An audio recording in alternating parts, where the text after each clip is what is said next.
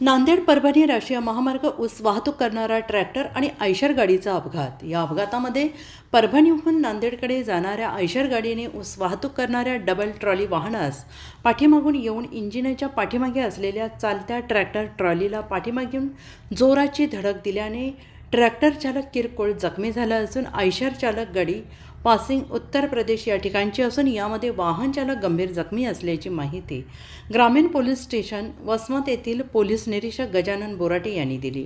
Eicher चालक ड्रायव्हरची अद्याप ओळख पटलेली नसून सदरील ड्रायव्हर नांदेड येथे हॉस्पिटलमध्ये उपचारासाठी पाठवण्यात आलेला आहे।